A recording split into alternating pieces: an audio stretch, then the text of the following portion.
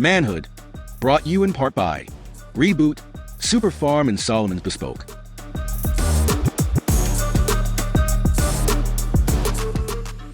Welcome to another edition, another episode of Manhood, where we always aim to be better as brothers. And the conversation in the last couple of episodes have really been around sport and the importance of sport and the importance of sport as it relates to, in some ways, curbing crime.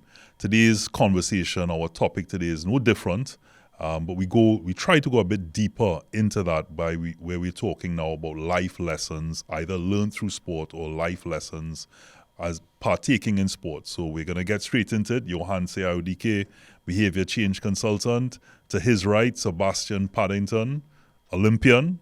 And to his right, needs no introduction, Jason Williams, JW, media personality, the Morning Brew host, so many other titles. Friend, yes. One of my, I would say one of the longest friends that I've had in this business and entertainment. When I started, I remember Jay was my roommate in some of the things that we did, like at BT. I don't know if you remember those days. Of course, man. Foundation. The only thing that upsets me is he's an Arsenal fan. But that aside. Yeah, we have that going all the time. That aside, you can't be perfect. Like this guy here, with the maroon or red jacket.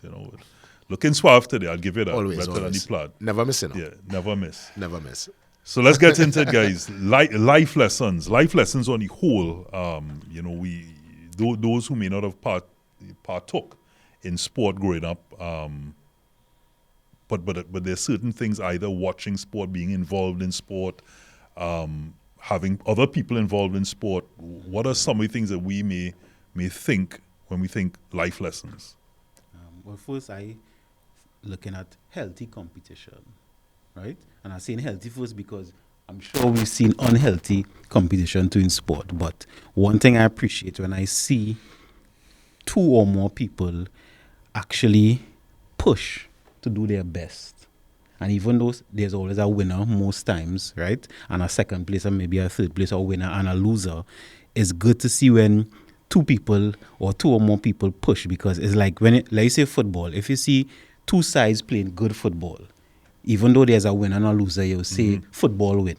Yes. Right? If you see somebody compete, even if it's a single athlete, and you know that person put the all into it, it's give you an inspiration to, even though you have no talent in sport, when you see them push, it takes something from you. So I would say I starting the ball with that's a lesson I would take from sportsmen in general and from sports. As you said, football wins. Just to bring it back to that.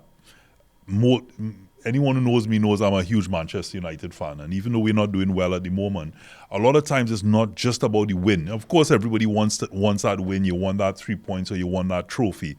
But if you see a good football game, like even back in the day, a good Manchester United Arsenal game, even though you may not come out the victor at that particular game, as you said, football wins. You could look back and say, wow, that really is something. I enjoyed watching that football game. So. And that in itself is the life lesson from that, is the inspiration you would get from looking at that, looking at the work, the work ethic, looking at how people put into that. You hear some of these stories about, training may start at 10, but Cristiano Ronaldo is there from 6 o'clock. He doesn't drink soft drinks and all these different things. So the as you go along, there are continued life lessons as it pertains to even watching sport. Even though you might be playing, you can certainly appreciate what they do. Yeah, I agree. I think what Iwansi said in terms of discipline and learning to lose is a very good lesson in life too, because you're not always going to win. Yeah. And LeBron, he's on top, he's not on top, but regardless, when he goes to a game's at 8 p.m., from 10 a.m., he's in the arena. He's massaging, stretching, eating, resting, warming up. And he's not at top right now, but he's going to get back on top. I think sport teaches you how to lose, but also how to win. And in my business, for example, when sportsmen apply for jobs by me, I always give them the edge because they're disciplined. They know even when they're down, they're not going to feel sorry for themselves. They're going to push themselves harder. They're going to be there on time. They're going to put in the extra time. They're going to learning to lose is a very important life lesson, I believe. You know, I remember back in 1996, I was trying to qualify for the Atlanta Olympics, and I kept trying, kept missing that time. And I'm like, nah, I'm going to make Sydney. 4 years, and it gave me that discipline. And now, the life lesson I've learned in terms of discipline and learning to lose, even though I might lose every week or two, I lose in some way, but you find ways to get that discipline to win again. And then the win is one of the greatest highs, when you win in whatever it is, and the discipline teaches you. So I think look at our heroes, and they're not always on top. Look at Messi. People said Messi was, you know, for the last few years, they said he wasn't doing so good, and the guy came back and won Copa and the World Cup, you know. So don't ever count out guys. These guys discipline, and throughout life, what it's going to teach you is how to lose. But more importantly, when you lose, how you're eventually going to keep winning. So, you know, Jay, you heard him, he spoke there about that key word there, discipline. And, you know, Olympians are one of those that, you know, in one of the episodes we spoke about, you know, we coined a phrase on the show, being fashionably unimpressed. You know, where people, for example, Trinis have that mentality for the most part where, you know, if, say, for example, you make it to the Olympics, and we turn around and say, but they ain't going nowhere. They made the time, or look, it's cut all the way through. And we forget to appreciate what it took to become, I mean, I see you wearing the ring on your finger, you know, the Olympic rings. And as you said, in 1996 at Atlanta, and to stay in the game and to continue to have that discipline, and that by nothing being guaranteed, because you could get injured, anything could happen, that commitment to get to Sydney in itself is a massive achievement. What is that drive? What is that why that keeps an Olympian, or keep people like yourself in that mentality to, you know, you hear that term bandied about all the time, a champion mindset. What is that like? You know, the ups and downs of that people don't see. Well, for me, you know, number one, having a good team, and again, life lesson. You have teams. So when you're in a arena or in a pool, you're not by yourself. You have your coach, you have your physio, you have your teammates. So when you have a down day, your team picking you up. It's like in your job. If you're having a down day in the office, you have somebody to pick you up. If you're married, your wife picks you up. You know, you have teamwork, allow you to keep pushing that focus. And then you have to have your goals. And for me, walking into that opening ceremony, I remember back in 98, the Canadian Olympic team asked me to represent Canada. And I said, no, I'm not going to add Canadian citizenship as well. I'm like, no, I can't go out there without waving a Canada flag. I'm not a Canadian. And when I walked through the opening ceremonies in Sydney, 110,000 people, that high that I got was worth all the years of dedication, sacrificing, no partying. And it was the greatest high. Just representing your country and walking out and being like that. And more importantly, it made every sacrifice worth it, because you're representing 1.2 million people. Back then, you are representing your family, and it's something that will never leave you, you know, when you achieve your goals. And your goals don't have to be Olympics, yeah? Your goals could be doing your best time. Your goals could be making, whatever your goals are in sport, they have different goals. Mine was the highest level, which was the Olympics. But whatever it is, you know, whatever your goals, and however small, it's still something you should be proud of and keep working towards it. But teamwork is so important. It's very difficult to do it on your own. You know, I've never really experienced people succeed on their own. They always have at least somebody, either their mom, their dad, their cousin, their teammate, their coach helping them. So that's another life lesson, how to communicate and relate to your teammates and your support system. One of his roommates at the Olympics, and still to date, you're one of your best friends, George Bovell, I'm sure would have imparted a lot. I mean, because he is one of the most disciplined persons I would know in sport. Even though he's not you know, competing these days, he still keeps himself in an order. You know, it's important what you said. You know, by yourself you'll get places, but you go further with others supporting you. And adding to what you mentioned about the lessons from a loss, I think sport would have taught me and continues to teach me to be classy, to have class and to have dignity. A win is natural, a win is fun. It is one of the greatest feelings, as you rightfully said. It's a high.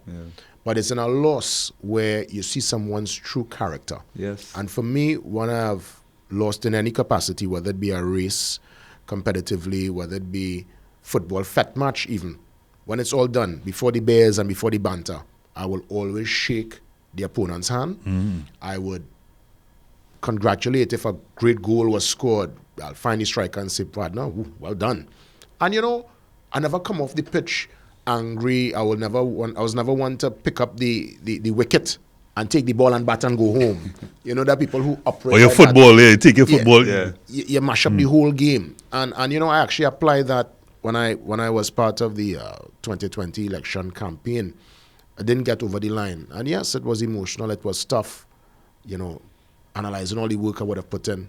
But when I called my opponent at the time, Saddam Hussein, called him the night, and then I met with him probably about a week thereafter to shake his hand and just tell him congrats and to just hear his plans for the area.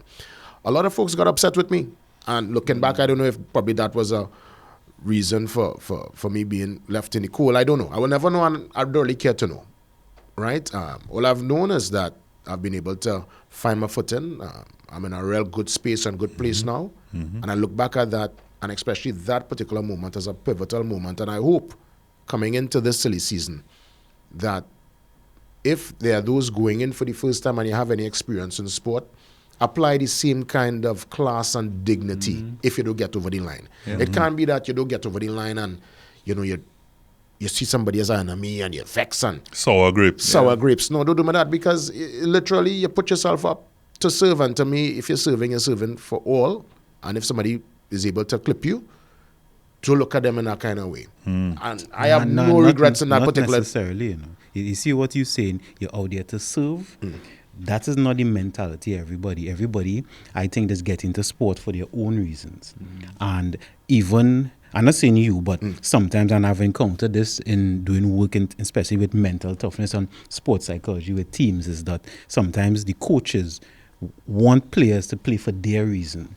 And then sometimes he even mentioned the population and the people. The people want you to play sport and act a certain way, maybe how they think you should. Now, I'm not saying that you should do things contrary, but who you are as a person, right? It doesn't necessarily always translate into having a good character. It doesn't always translate into being a good loser. Sometimes it might even be a good winner. Some people, they see their personality come out when they win and the bravado, and now they probably could feel it better than everybody. So I hear what you're saying, and I agree that that's what you maybe should do, but that's not always who somebody is. But to me, I think it's better to lose fair and square than to win by cutting corners. Yes. And not into that cutting corners. Not suggesting anybody cut corners in my particular experience. But my greatest lesson from sport was the ability to show class in a loss. I mean, I look at U.S. President Donald Trump and the fact that when he lost in 2020, he was not there to usher Joe Biden into the White House. He won this time around. Joe Biden was there to usher him in. And I'm saying to myself, look at that, boy. And I'm not getting into the U.S. politics. What they do doesn't, but I can't say doesn't. It applies to all of us. But I look at it from all angles. And I told myself, probably Donald Trump, I don't know if he played sport. I think he was good at baseball. From what I understand, I heard he was a good baseballer at some point. But I'm saying, in a loss, when you see people moving classy, I feel somewhere deep inside they would have had some kind of experience in sport, and they've learned how to treat and to deal with a loss. Because think about it, and you could probably relate to this. What about the athlete as they lose a finals or a major game? Media put a microphone in the face. Remember, you're going through so many emotions. Yeah. And that to me, you want to say, I mean, you deal with people's mindset. That takes real discipline and strength to be able to even speak after such an emotional roller coaster. If the fans feeling that way and they're going to harass, you can imagine the man or the woman who on the field and now they have to talk to media. Yeah. Oh my goodness. I mean, look at Simone Biles in Tokyo. She had a mental, almost I would say a breakdown. She had to leave the Olympics early. Everybody counted her out, and she was a quote unquote a big loser 4 years ago. And look at her now; she's back on top. The kind of mental strength and fortitude and discipline it must have taken for her without public pressure. And so now that she's gone through it as an athlete, nothing in life will faze her, And me, nothing in life will faze me, because I know that like right now, if I owe the bank millions of dollars, yes, it's a stressful situation. But because I've had those struggles in sports, I know I'll find a way. Once you're disciplined, I used to have my Olympic qualifying time on the ceiling of my dormitory. And every morning I wake up, I see the qualifying time. And for 4 years, I looked at that. So I think sportsmen at any level, once you're disciplined, it's going to carry you through life. And you're going to, unfortunately, in Trinidad and the Caribbean, mainly Trinidad, we have a real bandwagon society. It's very unfortunate. They're quick to push down our guys and so on. But I think we're trying to change our mentality. And I'm happy to see guys like Lara back on the campaign doing trying to do his mentorship with his book. I'm happy to see that, Shaka comes on once in a while and so I'm happy that these guys are trying to give back. We need more of that so the young people could see what they have to strive towards, So, one thing we're seeing here, that there are many life lessons to learn from not just watching sport, but partaking in sport and what sport gives you. Like we said, that mental fortitude, that stick-with-itness, the discipline, and there's so many other areas that we can talk about. And Jay, you said something a short while ago about what sport gives you to take into other areas of your life in terms of how you're graceful in defeat. Yes. And I want to share a story because part of what we talk about on Manhood is it's a cathartic experience, and it's also you introspect and you recognize not just how you may be successful, but how you may show up in a negative light. And I want to share a story that is both yin and yang, in that case, alpha and omega, where I showed up in success and where I also show up in the negative with a defeat. Because remember, we also go into anything to win. And sometimes we're not always graceful in defeat. But we'll talk a lot more when we come back from the break.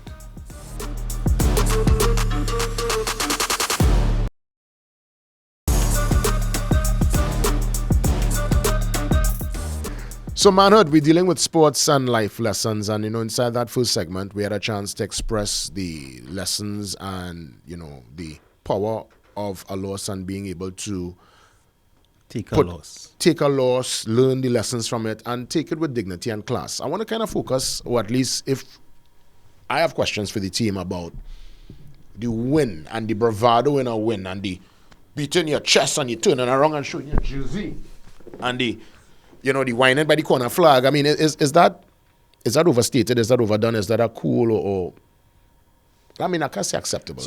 Acceptable is really, subjective. Well, but it depends. What is that about? It depends what's your reason. I want to explain, but just one of the memories, as Jay saying that, right? We had a tradition that when they had the big Arsenal Man U games, we would meet up and take in a game. I never forget this individual here in Trotters. Arsenal put someone Manchester United. And this man run around the whole of Trotters, almost went on top of the bar tables and things like that. So it really is it's a release. It's a release. It's a release. It's a release because neither of us own the football team. Neither of us had anything to do with it. But the talk you give me to you answer it's talk. It's talk. And I get the upper hand, so it's like yes. Wine on my face now, right. That kind of thing. Yeah. Until the next one, until the next time you might get the upper hand. So then that's what I was saying with the reasoning. Now, one, you could go first the reason behind getting into the sport. Because I'll give some examples. Dealing with sports teams, it have sometimes people get into the sport to support the country, to serve the country. But then how some people get into sport to get girls. How some people get into sport to be on TV. How some people get into sport to make some money. That people get in sport, thinking that this is the only avenue that they have to get a better life. So it depends. And then some people get in sport to show off on others. Some people, if you understand, I give them different reasons. So when you see somebody behave and react when they win, it's because of the reason. How they react when they lose is also because of the reason. And sometimes, I wouldn't say sometimes now, because we don't know the reason. We see sportsmen and sportswomen, and we also project our own thoughts and our own mentality on them. So when they act in accordance to who they are, not who we think they are, sometimes we have a problem with it. Even expectations, sometimes we put so much belief in our athlete, so much trust that when they down, we also feel down, Yeah. And you have to remember, sometimes we think that these athletes are superhumans. And you think they're almost like machines and they're expected to perform day in, day out. I remember when I wasn't a very good swimmer. I was like Trinidad champion. I thought I was hot stuff, I'm champion of Trinidad. And I went to a meet in Atlanta. And there was the Olympic gold medalist. And I remember meeting him in the bathroom. He was in one urinal, I am in the next urinal. And I'm like, this man's Olympic gold medalist. Like, I got Ian Thorpe. You might know about Torpedo. And he was a normal person. He's like, hey, how you doing? Where you from? And when I realized that this guy is human. But when you see these guys on TV and you see these guys on newspapers and magazines, you don't appreciate that they're human, that they have human feelings, And the kind of pressure that they're under, day in, day out to perform, cameras on them at all times. And sport at different levels. It's so competitive, you're like a finely tuned race car, so we have to be mindful. These are human beings that you're dealing with, and that you have to appreciate the length of sacrifice that they go to perform at that top level for whatever reason it is, like Johansi was saying. How you feel about the mental games that are played in sports as it applies itself in actual real life, in the workplace, in the competitive, let's say, corporate world or business world? Because to me, sports is plenty mental games. Right. And you see people, like people using sometimes excuses if you don't go over the line. Or we have known, I don't know if all they do it, but you're running a 100-meter race in your daddy's race in school. And you figure you're the best daddy, and you take off, and some other person, daddy, go and pass. And all of a sudden, you pull up. You have no cramp, no hamstring bust. Yeah. But your car, that's a mental game. Because your car showed to everybody else that, nah, boy, it's all Alex I getting in from these people. Yeah. So lots of mental games play off, and people sometimes say words or try to act a certain way to throw you off. The refusal of a handshake. Somebody snubbing you. Coming in a room loud. As the biggest man in the room here. Yeah. It's amazing how sports can sometimes reflect life in that aspect. So when you say that, like, for example, if we take, say, a Manchester United and Arsenal, or anybody that you support, let's take, for example, the Cristiano Ronaldo, Lionel Messi constant argument, where they call somebody a Pinaldo fan or a Messi fan. What it comes down to is you've decided to support this person. So the pressure on, say, even when you spoke about Ian Thorpe, that you're going out there and it's not a matter of just you having to compete for yourself. You are now having the persons who are your fans, who are supporting you, who are believing in you, who have spoken on behalf, who are taking you on, even in their conversations, to like, I have made a decision to back this person. And because you've made that decision, nobody wants to be wrong. So, you always give the arguments to why that person is better. So when they lose, it's an insult. Yeah. It's like you're not putting you in a space that you now have to defend. Okay, well, my decision was wrong. It's not necessarily wrong, but it's an ego. It's an ego thing in a big way. And I'll say that, as I said about ego, I was telling you before the break about something when you mentioned about being graceful in defeat and how it has shown you many lessons. And I could say that I unfortunately have erred in that. In many respects, I have not been graceful in defeat as a competitor, where I go in, you go into anything to win it, right? Mm-hmm. You're not going in there to partake. This participation medal, I am not about. If you are doing a marathon, and the accomplishment is in completing a marathon, but if you're playing a football match, even though it could be a sweat, you want to win. Mm-hmm. If I'm playing pickleball, you want to win. And there are times that during the match, I might be like, ha boy, and the same showing my number and things like that. Mental games, but also in the defeat, even though it meant, because I went in there to win it, even though like I said, you go in with that mindset, and when you don't, it's almost like sour grapes at that point. Whether you can shake the person's hand, but in your mind, you're telling yourself, yeah, it was just a game. It's just that didn't mean much to me. But you're lying. But I think it's good to hear talk about the athletes. But you touched on a point earlier when and trotters and supporting the impact that sports have on lifestyle. For non-athletes, I think that's something we should talk about a little bit as well too. Because yes, you have how it impacts you as a former athlete, but there are lots of people who never played sports. But let me give some examples. CPL. That's the biggest party now in Trinidad, in the stands, and most people in the stands aren't sportsmen, but they're having a great time and loving life because of sport. When you think about Jamaica, do you know about the Prime Minister's name or both? And I'm asking another question. What is one of Trinidad's best days ever in history to be a Trinidadian? When we qualify. 2005. Not when we win an election, or we build a big building. The 16th of November. Or we fix a drain, or we had Carnival Tuesday. That was a great day. It was exactly. That was a great day. That is what sport did. Vagrant lineman with Richmond. I mean, black, white. I mean, so sport, I think, on people's lifestyle. The whole, I'm sure there was no murders that day. You know? I think so. You have to realize that the impact that sport has on lifestyle and how the whole country has came together with this love, because the sport athletes, yes, we've been talking about that, but the non-athletes, which is the majority of the world, are non-athletes in reality. I'll give you a reasoning for that, and that's something I was thinking about a little while back when Keyshawn had win, right? The medal, and the way people reacted. What that did for the country. All of us, I think consciously and unconsciously, we want to achieve self-actualization, right? Self-actualization, let's just say in simple terms, is to be our full potential. We want to be full potential. Now, different people have different motivations, different drives, different levels of discipline. But if you could see it even outside yourself, right? You could see somebody achieving that level of self-actualization, you'll go behind it. Whether that person is from the same country as you, whether it's from a football team, or a cricket team, whatever it is. So now, and sometimes that's where it becomes, I would say, a little dangerous first at times, because you put in now part of your personality and your persona on this person. And most times the person don't know anything about it. And it's out of your control. And it out of your, worse yet, it out of your, that's a good point, it out of your control. So one, it brings people together because everybody, I think, again, consciously and unconsciously want to be their best. So when they see people doing their best, it brings joy to them, right? I'll tell you this, I have learned through sport also, as much as I'm very passionate about sport and passionate even more so about life, I've learned also too that there are moments you have to not take it as serious, and not take it as serious in the sense that, yes, you're going in there with that winning mentality.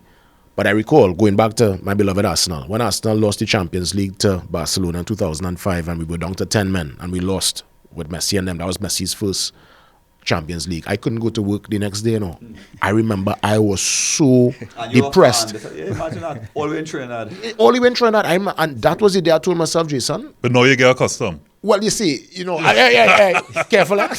No, but I just tell myself, the impact of sport on your life. I say I can't get in so deep again. So even now, when Arsenal lose important games, like how we just wanted to get over the line last year to clip Man City, I was disappointed, but I wasn't disappointed on that level where I couldn't show up to work the next day. I guess it was a mixture, as you said, ego, and also just mental gymnastics, boy. I couldn't handle the talk. So you're fan and feeling that way. Imagine how the Arsenal players felt. Yeah. Imagine that. But plenty of it was talk, and we set ourselves up because we banter so much, and you puff up your chest. And again, out of your control. Out of your control. Out of control. I like that feel. Mental gymnastics. Yeah, I know. I not only feel like I watching a million miles away, but you end up feeling so hurt. Sport does really put you in a kind of shambles sometimes. Yeah. But it's such a beautiful, beautiful thing. I remember I was in London Olympics supporting George when he was there, and he came out with his little hood on and his little shades, and he looking real tough. And London was just alive. The whole city was 24 hours a day, all the bars, restaurants open, the economy. So sport has so you're helping people's jobs. I mean, what the power of sports? I would always say invest in sport over so many other elements. Sport, education, health, I think those are key pillars that we need to look on and realize how it impacts people's lifestyles. They have so much lessons you could learn, and the society could learn from that by extension.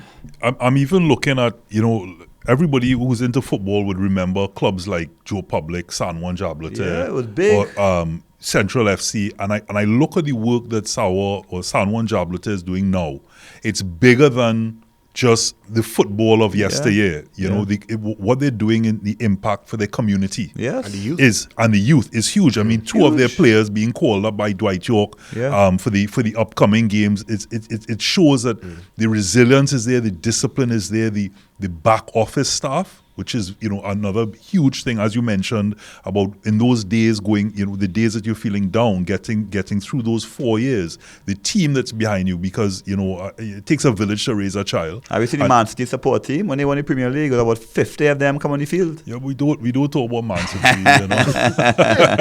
Yeah, man, you man. You know, the noisy neighbors, But again, as you said, I could appreciate good football when you watch, maybe not Manchester City this season, but Manchester City a couple seasons back. You know, they play good football. So even though I'm a Manchester United supporter, I can look at that and say, hey, that is some nice football, boy. When you say to men who almost get to blows when people go in, two things I realize people are passionate about. Hooligans. You see politics, but even more so sports.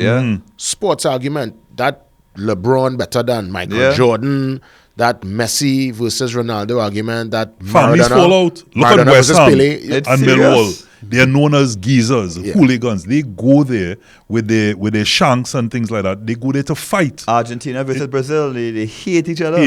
Say people just get real deep in them thing, you know. Well, it have a Is that good for the theory, mentals? right? Is two things. One, if it's city against city, so like how people in Madrid, people live in Madrid and live in Barcelona, right? They have their history, right? Yeah. So that's something different versus if we in Trinidad and we supporting them from afar. And I remember years ago in university taking a sociology class. There was a theory, the monotheistic. I can't remember the exact name, but because generally people worship one God, right? And people look for a savior, right? In one area of their life, they end up transposing it to sport. So when you look at somebody who doing quote unquote better than you or putting the effort that you wish you had, right? You now worship them, right? Because sometimes it comes to that. So when you worshiping somebody, and again, I'm using this more for people from afar versus the actual people who live in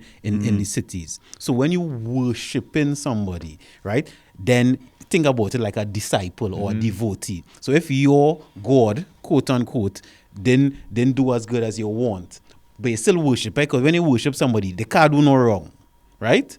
And so then when somebody else, so now it's like religious people arguing, my religion better than yours, and you'll never win that argument. Yeah, it's true. And I guess that in itself, could be applied to life because smart people know is to stay away from those kind of arguments.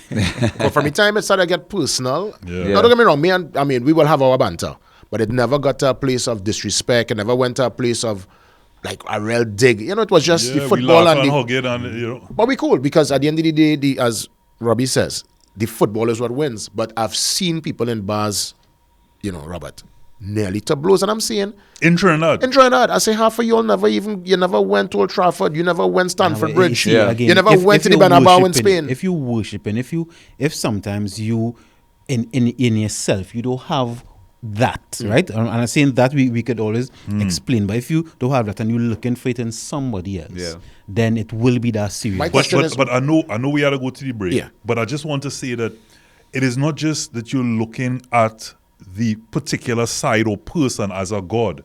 Yes, you may have that feeling towards them and that passion towards them, but it's also, I think that egotistical attachment, like this is who I am backing, so then this has to be the best. And if you don't agree with that, then we have a problem. And I think it's the attack is more on how dare you than the actual football team in itself.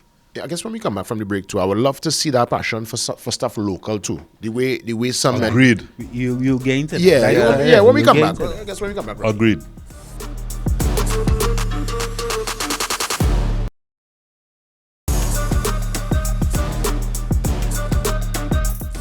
Welcome back to Manhood, Life Lessons in Sport. So we were talking about, the impact of all these global heroes and learning from them and so on. And we want to touch base on our local heroes a little bit and our local sporting environment. But before we jump to that, I was reading the papers yesterday and seeing an interview. There was a big trade in the NBA a big.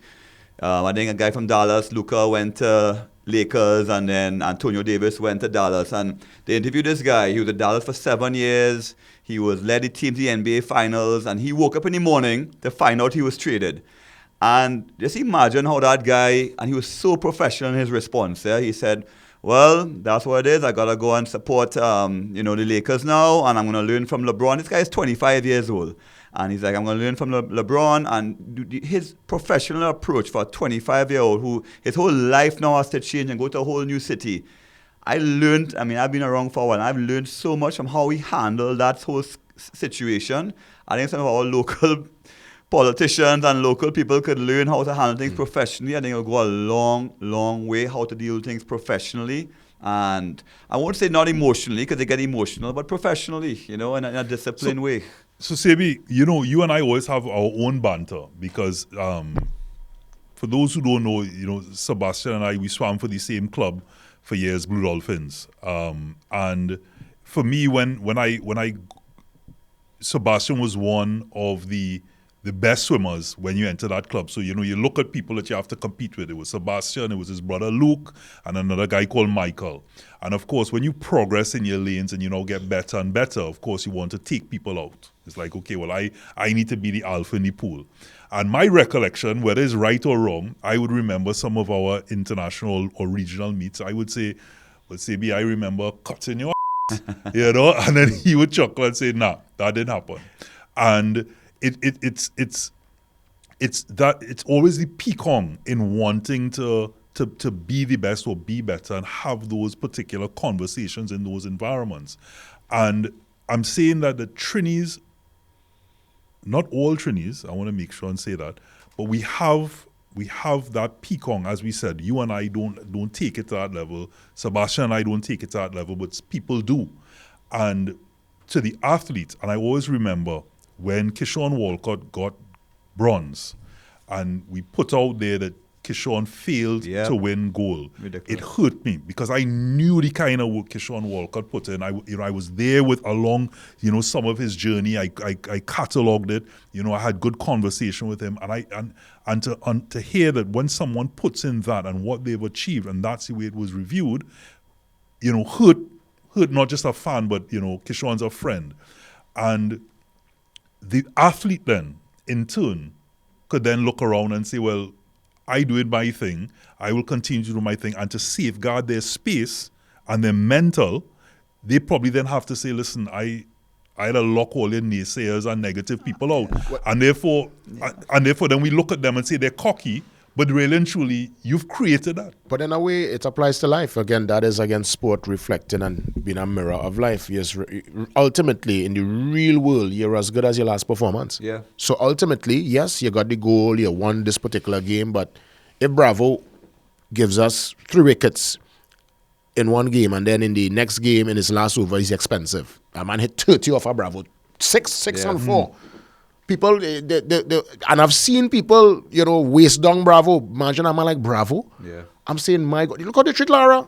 How they treat Lara. Are we shocked then when they behave, when they perceive behavior is one of shunning, or they feel it too good? It's because that's why these kind of shows are important. Number one, for education. When George retired after 5 Olympics, the headline was not George Bovell retires, but George gives up. I mean, this is ridiculous. George gives up. And so instead of the population understanding what he went through, that's why we need the government and the private sector bring these heroes in, let them go to schools, let them tell their stories. So you're not just reading what's in the media. And share with us, because again, you want to say being a man who deals with mental capacity, could elaborate. The reality is the toughness that these athletes show.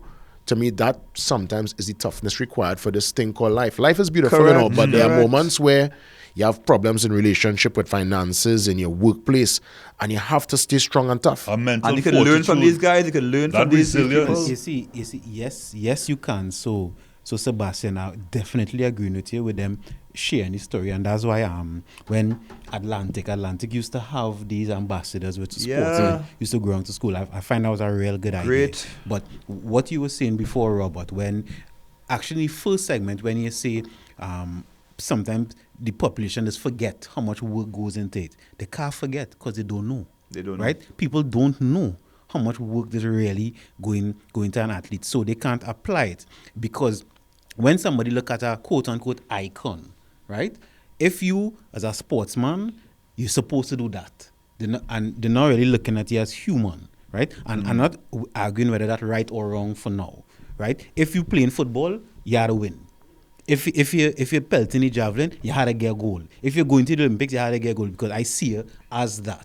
Now, of course, they are human. Sportsmen are human, and sometimes even fans forget that and expect superhuman of them. So I agree with you with telling that story. That's a real important thing, because now it humanizes. And I wouldn't say, I mean, we could get disappointed, but I can't really get vexed at somebody who, if they pedestalize a sportsman and the sportsman, quote unquote, let them down. And I say let them down because the sportsman not performing for them, but because they extrapolate and they project so much of themselves on the person, healthily or unhealthily, then they would be angry at the person, and I could understand it. I'm not condoning it necessarily, but I could understand where a fan would come from. What we're doing here is great. I mean, Larry didn't get great overnight, but who knows about the years in Harvard, in the Nets, and playing late in Fatima afterwards. About if those stories were told, the man who trying to start a car rental business in Tobago, who have a one car, and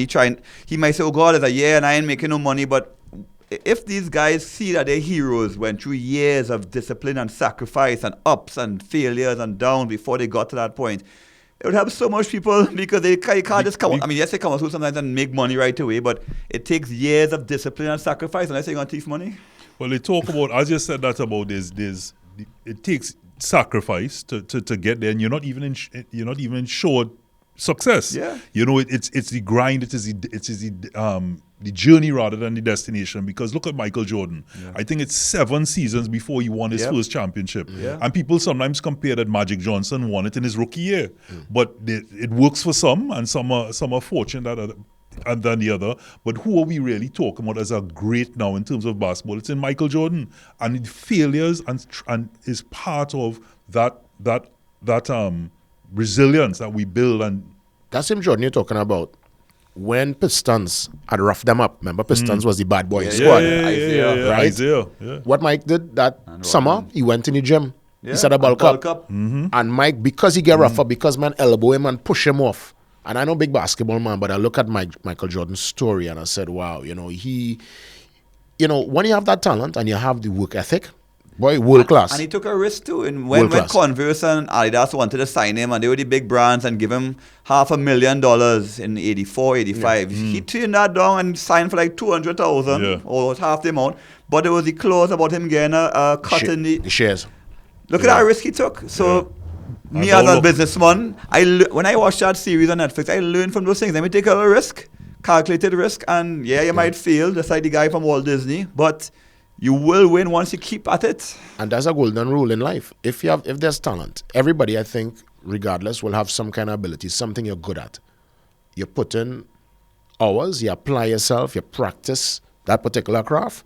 I think it could only be success, But even if you don't have talent, full talent, like look at the English Premier League. They have I would say 50% of the players, roughly, aren't super talented. They've just been in the academies from young. They're disciplined. They know how to trap. They know how to pass. They fit. Good at the basics. They have the good at the basics, and they play in Premier League. A man like Dwarka, one of our greatest talents ever, by having certain, discipline, challenges and whatnot. I mean, he could have been the greatest footballer too. So discipline is really, it's so important.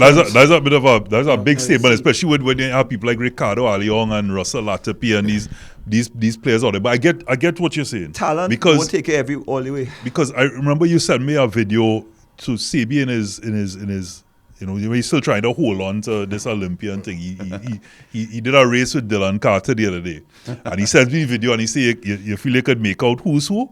And I tell myself, you realize that even Sebastian, who keeps himself fit and is a former Olympian, well, not really a former, he's always an Olympian, and his talent, you could just tell from the time Dylan Carter dove, from the time he pushes off, I mean, you're ahead of the game.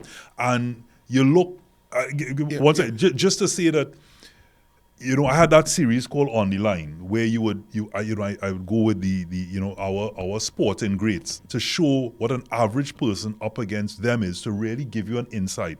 And I remember, I was in pretty good shape when I did this race with Kellyanne Batiste and Michelle Yahi. And They beat you? Well, let me tell you, Michelle probably walk off the block, right? And I full pelt. I told her, like I said, I was in decent condition. So like I said, as an average, and you realize she practically walked and was miles ahead. And so when you see them competing and they make the Olympics, right? And the heats and into the semis, and we just want to write them off. You're like, oh my God. You don't understand. I want to take it back to what you said about discipline. They don't understand. Yeah. So education, these shows are so important. How does one have discipline in our culture where discipline is in short supply? Because remember, our watchwords are discipline, tolerance, and production, right? We have tolerance, I think plenty. Too much. We are a producing country. We too produce a much lot. I think discipline is where we have the challenge in Trinidad, The majority of our Olympic team is abroad. When we were greatest in our football, majority of our players were playing abroad. Yeah. It's unfortunately we can do it. I mean, J.U. Gordon trained locally, God was world champion. We can do it with the right mindset, but it's until we have but they plateau. By the time they go out there, they peak because they've had to do it with natural ability because the system wasn't enabling for that. And they're human when you have all them women whining on the road in carnival. That's true. There's that. It's difficult to be so disciplined, loud music pumping. Somebody say, hey, come and eat a roti. It's so difficult. You can't eat a roti and then you go and compete. So you're blaming the fact that we are the hottest women in the world. No, I'm just saying that. So if I had a choice, they have the hottest women in the world or be the best in sport, I feel I'm going with the... Barcelona Academy, Port of Spain Carnival Tuesday. Chalk and cheese. So is it, a lot of times there's this call with it for crime, to curb crime and to have areas, as you said, discipline, tolerance, production, right? So is it that we instead of looking at maybe a system of having a military period, where you have countries that do 2 years of military service, that we need to have more focus on ensuring that it's almost a must, not PE, not through physical education, that you must partake in some sport. Kind of sport. Because I look at my son, for example, swimming at Marlins, that 8 years old and just doing phenomenal now. He has a soca song to sing and he's singing it based on the amount, all he doing is swimming. Land training in the morning, swimming in the evening. And he part of it, he ran the other day and he fell and he cut himself and I got about 3 or 4, pardon the phrase, white man, right? And the coach picked him up. And he said he was crying inside. And he said the coach picked him up and threw him back in the water and he had to continue to swim. Right? And he came back home and told me that. And I told myself, that's all part of that discipline that I've said to him, that even on the days, Jay, Sebi, Johan say, that he goes, I don't feel like going swimming today. I said, when you could give up swimming? On the days that you want to go. On the days that you feel like it and your friends are going to be there, that if you really wanted to stop, you could tell me on those days. We change the culture. Central Park has runners 12 months of the year. Winter time men running. Lady Chancellor, November to February, pack out. Carnival time. So, Carnival is a big part of us though. So, yeah, but we need to change that, and that's why we have to have our heroes. We have so many heroes that can just come out and they would love to be here, but they're professionals. They can't say, hey, come down tomorrow and expect them to leave their busy schedule wherever they are, You said as we spoke about Carnival, right? Jay, you were telling us something at the break. And even though it's not a life lesson of sport, it's a life lesson around Carnival and soca, what the impact Boy had on you, for those who don't know Marshall Montano, and how a moment came full circle for you. Oh yeah, introducing Marshall for years, watching his work ethic.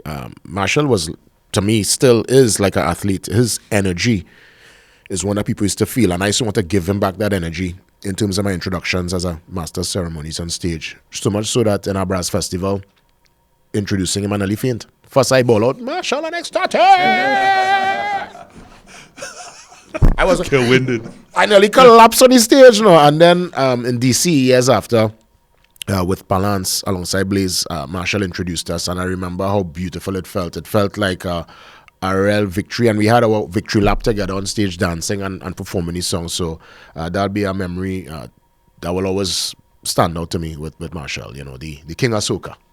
Yes, man. And you live with your idols. Look at the guy from Barcelona, the young 16 or 17-year-old, and when he was a kid with Messi. Yeah, and now they come full circle. And Messi hold him. What are the chances of that? Now they come full circle. Yeah. And that's the beauty of Messi, sports. Ronaldinho did that with Messi. You see it. You might have touch almost. Yeah. Midas touch. Yeah. So if we sort of go around, you know, in terms of, you know, the topic here today is life lessons in sport, but life, you know, even outside of sport, as you mentioned, Sebi, even if you did not compete, you weren't a sports person, the life lessons that are still around that, whether it be family, whether it be that you support, even if you're not into it in a big way. Let's face it, when World Cup comes around, you're watching it. Yeah. When Olympics comes around, you're watching it. You can still have certain levels of admiration behind a Simone Biles or seeing Usain Bolt run. You have admiration for the supreme talent that is being seen and witnessed, and especially in our lifetime. And that does have its own ripple effects and changes to our life. You know, the underdog story, and also boxing above your weight. You know, as Caribbean people, like to me, when I saw Juju from St. Lucia on that stage. I mean, St. Lucia population is what? Probably 200,000? Yeah. 100,000, so much, not a million. Imagine that. To have a girl from that population running against places with 300 million people and winning. Yeah. That is our victory. I feel it's like almost sports gives you a sense of hope and makes you realize that, you know what, boy, I could be recognized with hard work. I too could rise to the top against the rest of the world. How proud are you when you go to London and a guy say, where are you from? Say Trinidad. And you say, oh, you know Lara. Oh, yeah. How proud do you feel? And what is for your ego and your mental? Yeah, I'm a Trini. You're wearing your tracksuit. Culture and sport is our biggest export, you know, as Trinidadians. That's what we're known for across the world. Yeah. We're known for the carnival, and we're known for the likes of, White York. So then why in our national budget is the Ministry of Sport and Ministry of Culture? Well, that's a whole different conversation. Wait, that's an next as we say, the views and expressions. Next episode. It's so important. It's still a good question to ask. We're not getting into it, but it's a good question to ask because we have enough evidence. Of course. Locally, regionally, and internationally to prove the value of sport. I know my son doing essay in 2 months, and I mean I love the school and teachers, but he's doing maths, creative writing, and I think it's grammar. If you're not good in creative writing, maths, and grammar, you could end up passing for a school that's not that great or in some not great location, and that can affect your whole, you know, if you're a good cricketer or batsman or footballer. So why are we so focused on those 3 subjects at 12 years old? Why aren't there academies for these young kids like in Cuba where they can go and they pull that talent? Why you have to be a parent spending money on their private funds to go and pay for a private club and a private coach? That's what we need. We need academies and that's what we need. I mean, imagine we're too focused on the wrong things. But academies for all, because I mean, just to touch on it, because I know Cuba does it. But I know we go in over time, but again, you know, the discussions are always great. And one of the things I ask myself is, you know, like in England, they've limited it to about 6 or 7 sports that the government funds and corporate, and they focus on those. One being cycling, you know, and athletics, and they say, okay, well, we're going to take these 6 or 7 disciplines, and that's going to be our area of focus. So in Trinidad and Tobago, you know, yes, and I used to have this argument all the time with the sports. That's when I was the sports anchor, to say, yes, there's a qualifying time, and yes, everyone should have the opportunity to go and do what once you make the qualifying time. If in athletics the 100 meters 10.04 and you make 10.03, then of course you qualify to go to the Olympics. Well, providing you meet the standard in terms of you come 1, 2, 3 in your nationals, right? And you go. But my thing is from a country perspective, I'm not just saying government, because whichever is the government from the day in terms of putting it into the system, but from a corporate and a citizen, because you can donate, there's GoFundMes and things like that. If we focused on 4 or 5 disciplines, so we know we've always had very good cyclists, we have good athletes. So Football. so track and field, maybe football, and maybe one or two others, and put that investment in there to grow the sport, not just for the persons who are in this Olympics and the next, but in terms of the culture. For the schools to get these academies, these feeder groups, as you're saying, just like what I was saying, San Juan Jablotez is doing now. It may be something to look at. So yes, it's great when we have these pop-ups like gymnastics or somebody who's doing not canoeing or kayaking. Dragon boat. Not dragon boat. It was forgot the kayak. But the name is I forget any name now. You're a big sportsman, you should bring it up, right? These pop-ups, that's great. You can get maybe some private funding at that point, but the focus on there. But as you said just now, Jay, that's a whole other. If that's you're a a whole young other kid manhood. and a gang leader offer you I am young. $1,000 to go and do something, but you see Michael Jordan sign a mega contract for $100 million US. If you had that coach mentor, you say, well, nah, I don't need your 1,000 TT as a gang leader. I'm gonna train in basketball. I'm gonna become the next Keyshawn Walcott or the next Dwight York, and that's what we need, and that will help with a lot of the problems we have with the youths. They know they can make a lot of money out there in sports. So while you're there, closing thoughts.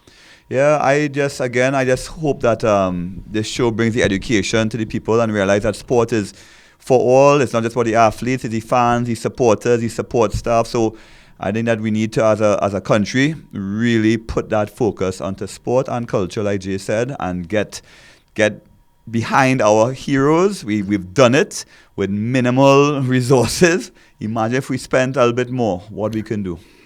For me, I think, winning, it's natural, it's fun, it's what you want to do. As I've said, it's in our loss to see somebody's heart and character. And I think it's time we take a loss as not so much a loss, but a lesson to be better, to improve, and to win the next time around. And even in that particular loss, shake the winner's hand, man. Shake the hand and tell them all the best and congratulate them sincerely. Don't just do it because people are around and cameras rolling. Like, seriously, shake them and just say, you know what, just have planned and plotted that, you know what, you'll probably get around it the next time. That's how I see it. That's been my lesson. That's what sport helped me apply in actual real life. Sport is not only for entertainment. Whether you're an athlete or you're a fan, you could gain some inspiration from it. And as this is manhood, for those men watching, a great sportsman only becomes great because of hard work. And even if your interest is not sport, whatever you're choosing to be an Olympian in, right? Whatever area of life, whatever you choose to be Olympian in, work hard and always aim to become first. Yeah. I like that. Whatever you want to be an Olympian in. Of course. Of course. Yeah, That's the gold standard. I like that. That is the gold standard. Mm-hmm. Some nice keywords there today. So, Olympian in all. I like that. And you use the word mental gymnastics. Mental I want to tell gymnastics. my staff that what you want to be an Olympian in, whatever it may be. Whatever that may be. So the key takeaway, the watchwords here today, for your way of life, discipline, resilience, keep trying, be graceful in defeat. Professionalism. Yeah. Be an Olympian in whatever you do. That mentality, that champion mindset. So life lessons in sport. Get into a sport or look into a sport or take on the lessons that can be learned from sport. Robert, when does a boxer lose? When he get knocked down or when he don't get back up? So you might get knocked down 2-3 times, but once you keep getting up, you'll never lose. So I might get knocked down, but once I keep getting up, I never gonna lose in life. Well said. That's a good way to take us out. Johanse, CB, J.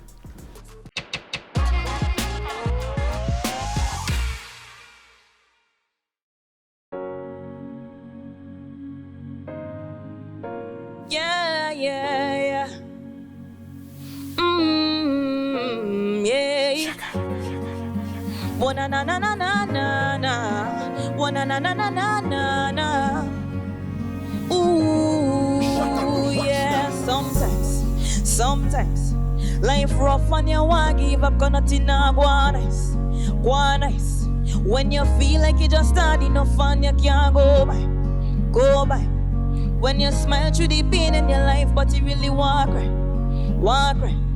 When the burden's too much and you feel like give up, boy. Life and we journey, sometimes easy, sometimes hard.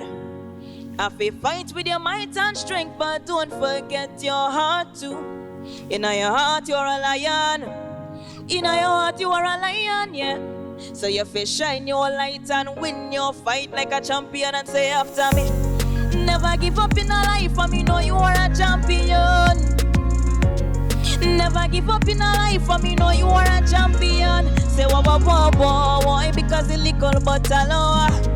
I see a little bottle, yeah, yeah. Never give up in a life and me know you are a champion. Never give up in a life and me know you are a champion.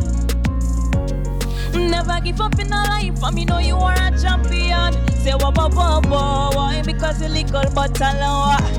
I say a little bottle. Never give up in a life and me know you are a champion. Resilient at heart and strong in your spirit. High time for me big up my people. From your trust in a God and fight in this life you go win. Cause Yahweh not gonna leave you. In your heart you are a lion, yeah. In your heart you are a lion, yeah. So you fi shine your light and win your fight like a champion and say after me. Never give up in a life and me know you are a champion. Never give up in a life and me know you are a champion. Say wah wah wah wah wah because the little bottle. I say a little bottle, yeah, yeah. Never give up in a life and me know you are a champion. Oh, whoa, whoa. Oh, whoa, whoa. Yeah, yeah. Whoa, whoa, whoa, whoa. Yeah, yeah. And I see, yeah, yeah, yeah. You are a champion, champion, yeah. Never give up in a life for me, know you are a champion. Never give up in a life for me, know you are a champion. Say wah wah wah wah wah because a little bottle. I say a little bottle. Never give up in a life for me, know you are a champion.